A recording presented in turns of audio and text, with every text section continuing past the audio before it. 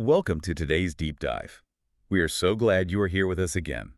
Imagine for a second that you're driving to work, you're already running a few minutes late, and suddenly an ambulance comes screaming up right behind you. Ah, the worst feeling. Right, you pull over, the siren is just blaring, and usually, that sound triggers this immediate physical spike of anxiety. Yeah, your shoulders instantly tense up. Exactly. You start worrying about whoever's in trouble, or maybe you're just stressing about the traffic jam this is going to cause. But what if you were trained to intercept that exact sound, and instead of anxiety, you felt a massive intentional wave of gratitude? I mean, it completely disrupts the baseline stress response that we all just walk around with every day. Yeah. We're so conditioned to react to environmental triggers with worry or frustration. But the framework we're unpacking today asks you to take that entire reactive system and, just flip it on its head. And that is exactly our mission for this deep dive. We're exploring Day 25, which is a chapter titled Cue the Magic from Rhonda Byrne's book, The Magic. Such a great chapter. It really is. We're looking at this methodology that basically asks you to turn the entire world into a rigged game where every single annoyance or random encounter is actually a secret, deliberate message meant just for you. It's a really fascinating cognitive shift because the chapter actually starts with a quote from a writer and therapist, Flora Kalau, who says, "Life is playfulness. We need to play so that we can rediscover the magic all around us." I love that quote. Me too. It sets the entire tone, right? Because this isn't about that heavy, grinding effort we normally associate with mindfulness or, achieving goals. It's about active, joyful participation. Okay, let's unpack this because the central premise here requires a pretty massive leap of faith from you, or at least a willingness to suspend your disbelief just for the sake of the game. Right, yeah, you have to buy in a little bit. Exactly. The framework operates on the assumption that the universe isn't just this cold, chaotic void. It assumes the universe is friendly, it cares about you, and it actively wants you to have everything you desire. Which is a comforting thought. It is, but obviously the universe doesn't have physical hands, right? It can't just tap you on the shoulder and hand you a briefcase with your dream job inside. Right, which is where the specific mechanics of this practice come into play. If we operate within the logic of this framework, the universe uses the law of attraction to communicate. Okay. And the foundational rule of that law is that gratitude is the required currency. To bring forth your dreams, you have to generate the feeling of gratitude first, before the thing you actually want arrives. So it's like the ultimate fake it till you make it, but on an emotional level. Yes, You have to manufacture the feeling of having the thing, which then generates the currency. Precisely. And because the universe supposedly knows that you need this currency to get what you want, it actively tries to help you generate it. It plays its part in the game by, orchestrating everyday people and events to nudge you. It sends you cues. Exactly. It sends cues. I mean, it sounds like a cosmic game of charades or a scavenger hunt or something. But I have to push back a little bit on how this actually manifests, because the examples given in the text are incredibly mundane. They are very everyday things. Right. So if I'm walking down the street and a neighbor I barely know randomly waves at me, my logical brain just says, oh, Dave is being friendly today. But this framework suggests that isn't just Dave being Dave. It's a deliberate cosmic nudge to be grateful for community. If we connect this to the bigger picture, yes, absolutely. If we look at the internal logic of the law of attraction, the idea is that like attracts like. Right. So you are constantly attracting the exact cues you need in that specific micro moment to set your own gratitude into motion. It's not a coincidence that Dave waved exactly when you looked up from your phone. Wait, really? Yeah, that specific intersection of time and space was magnetically drawn to you as a prompt to generate the exact currency you need. It's almost like installing a spam filter in your brain, but in reverse. Instead of training the algorithm to filter out all the junk mail, you're training your reticular activating system, that part of your brain that notices things, to specifically flag moments to be grateful for. That's a great way to put it. You're telling your brain, Dave isn't just Dave. Dave is a flashing neon sign that I belong to a neighborhood. That is a perfect analogy. You are programming your reticular activating system to actively hunt for abundance rather than danger. And once you understand why these cues are happening, the actual examples of what to look for become really revealing. Yeah, let's get into those everyday examples. Yeah. Because this is where the rubber meets the road for, a regular Tuesday morning commute. Right. We mentioned the ambulance siren earlier. That's a loud, intrusive cue. Mm-hmm. But the instruction is to use that siren as a trigger to be grateful for perfect health. Think about the psychological mechanism there. A siren usually induces a sympathetic nervous system response, right? Like fight or flight. Totally. Heart rate goes up. Exactly. But by consciously deciding that a siren means, I am so grateful for my perfect health, you are forcing a parasympathetic response. You're literally using a trigger of societal trauma to self-soothe. That's wild. And it does the exact same thing with law enforcement. Seeing a police car in your rearview mirror usually makes you tense up, check your speedometer, wonder if your registration is expired. Not every time. But in this game, a police car is your magic cue to feel profound gratitude for safety and security. You take an anxiety trigger and transmute it into a feeling of being protected. It just neutralizes the friction of your day. Take financial anxiety, which is something almost everyone carries around to some degree. Oh, for sure. The framework suggests that driving past a bank or seeing an ATM or even walking past a long, frustrating line of people waiting for an ATM, that's a cue to be grateful for plenty of money. I actually love the ATM line example because normally seeing a line makes you think about the scarcity of time or reminds you of bills you have to split. It's a moment of temporal friction. Yeah, it's just annoying. But if you reframe that dead time as the universe whispering, hey, look at all this financial infrastructure, be grateful for abundance, you're transforming a moment of annoyance into an act of practice. Or literally hacking your own associations. The external stimulus doesn't change, the line is still long, the siren is still loud, but your internal software processes it completely differently. Okay, but it's one thing to use an ambulance to trigger general gratitude for your health. It feels like a much bigger leap to apply this to highly specific personal goals. How do you mean? Well, what if you want to change your physical weight? Or what if you're trying to manifest a very specific material item, like a certain house or a specific brand of shoes? How does the game bridge that gap? The principle remains the same, but the focus sharpens. Let's take the weight example. If your goal is to reach a specific ideal weight, the instruction is that when you see a person walking down the street who embodies that exact ideal weight, that is your magic cue. Which is fascinating because human nature usually dictates that seeing someone who has exactly what we desperately want triggers jealousy. Yeah. Or insecurity. Yes, or comparison. We usually feel a sense of lack. Exactly. And if we go back to the rules of this specific universe, jealousy is a state of lack. It's the exact opposite of the gratitude currency required by the law of attraction. Right. If you feel jealous, you are energetically pushing the goal further away. So the framework intervenes. That person isn't there to make you feel bad.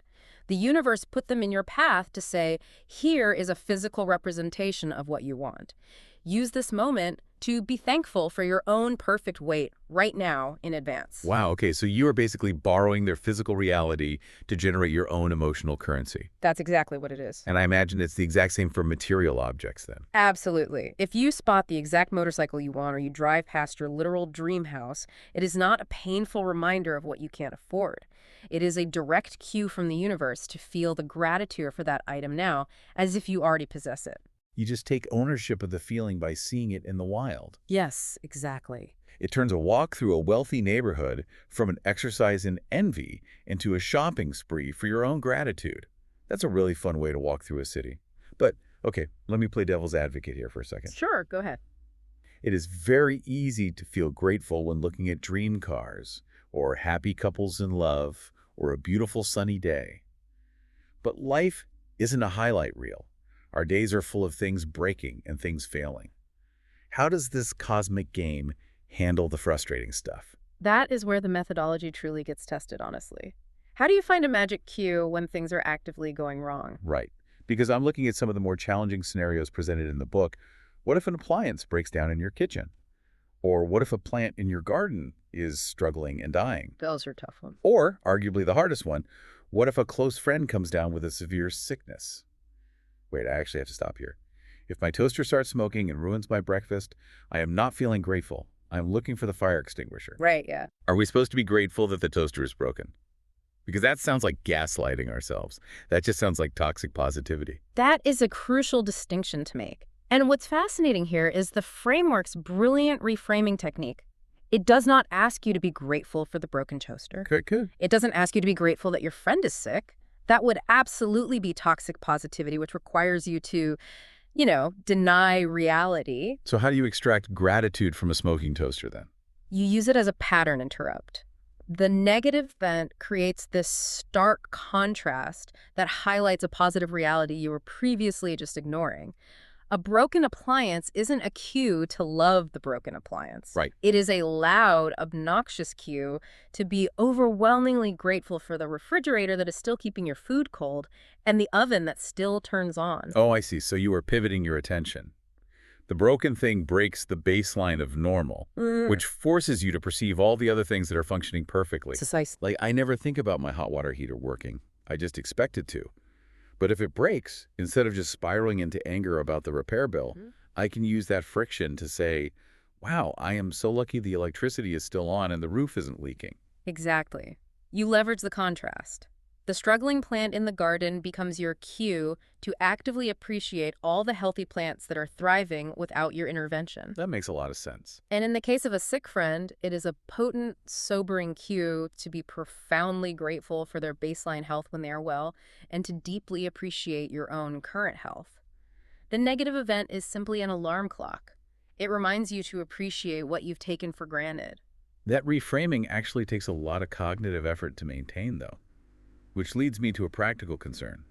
If I'm supposed to interpret every siren, every neighbor, and every broken toaster as a highly specific cue, I can imagine getting paralyzed by decision fatigue. Oh. Like, what if I hear a siren, and I think it's a cue for a safe commute, but I was quote-unquote supposed to interpret it as a cue for perfect health? Am I going to mess up the law of attraction by guessing the wrong charade? That anxiety of doing it wrong is exactly what the next rule of the chapter addresses. And it is arguably the most liberating concept in the entire practice. Here's where it gets really interesting, because the framework explicitly states that you can never misunderstand a magic cue.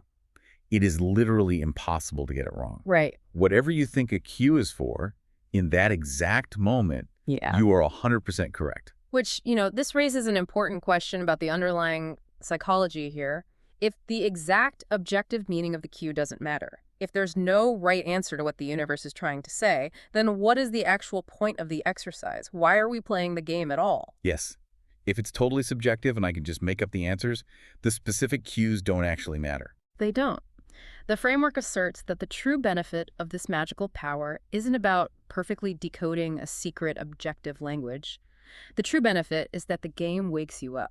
It wakes you up from the default mode network of the brain. Yeah. Wakes you up from autopilot. Exactly. Most of us spend our days completely lost in thought. We're rehashing an argument from yesterday, or we're stressing about a meeting tomorrow. We are rarely actually here. Yeah, no, that's so true. We don't even notice the ambulance or the neighbor or the ATM because we're sleepwalking. By turning your day into a mandatory scavenger hunt for gratitude cues, the practice forces you to be intensely present in your physical environment. So the alertness is the actual prize. The game of finding the cues is just like a Trojan horse to pull you out of your head and into the present moment. That is the causality the framework relies on, yeah. The more alert and aware you become to your surroundings, the more opportunities you have to feel grateful. And the more grateful you are, the higher your frequency, and the more easily you attract your dreams. But it all starts with just snapping out of the daze. It's a mindfulness practice, but instead of sitting on a cushion and focusing on your breath, you're using the dynamic, chaotic, noisy world around you as your anchor. Exactly. So what does this all mean for you listening right now? Having explored the mechanics of the law of attraction, the alchemy of turning annoyances into gratitude, and the deep psychological benefits of staying alert, what is the actual mission for today? The application is very specific. Day 25 outlines a 3-step daily practice to put all of this theory into motion. Let's break those down. Step 1 is a foundational habit that runs throughout this entire methodology, which is count your blessings. The directive here is to sit down and make a physical list of 10 blessings in your life. But you don't just list them. You have to write down why you are grateful for each specific thing. Okay. Then you go back, reread the entire list, and at the end of each blessing, you say the magic words, thank you, thank you, thank you, feeling as much gratitude as possible. There is some real cognitive science behind that, too. Writing it down forces you to slow your brain down to the speed of your hand. Adding the why forces you to justify the feeling, which deepens it. Oh, absolutely. And reading it aloud utilizes a completely different neural pathway than just thinking it. The goal is to generate as much emotional currency as possible right out of the gate. Which brings us to step 2, the core of today's deep dive, the rule of 7. This is where you take the game into the wild. Today, your mission is to be hyper alert to your environment. You are required to catch at least 7 gratitude cues from the events in your day and respond to them. Just 7. But 7 is actually a lot if you're usually sleepwalking through your commute. It really is. If you see someone with your perfect weight, you mentally or verbally say, "Thank you for my perfect weight." Here. If you hear a police siren, "Thank you for my safety." You just need to successfully decode 7 of these moments. And 7 is just the bare minimum because you can never generate too much gratitude currency. You are encouraged to respond to as many cues as you possibly can. The more you play, the more alert you become and the easier it is to spot them. I would challenge you to try for way more than 7. Try to make it to 7 before you even get to the office. Turn the whole morning into a game.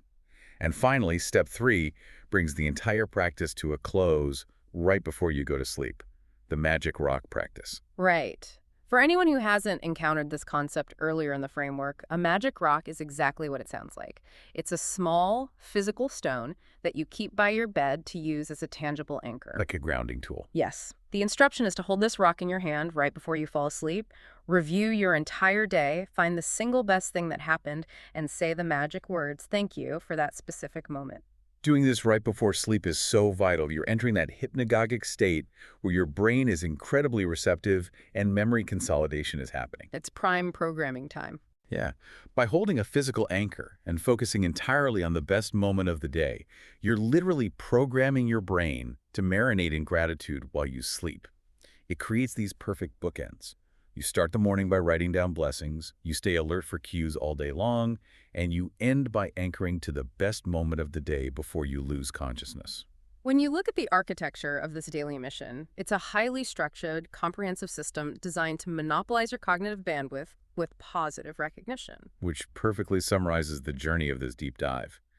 We started by looking at how easy it is to be a passive victim of your day, just letting traffic and sirens and broken toasters ruin your mood.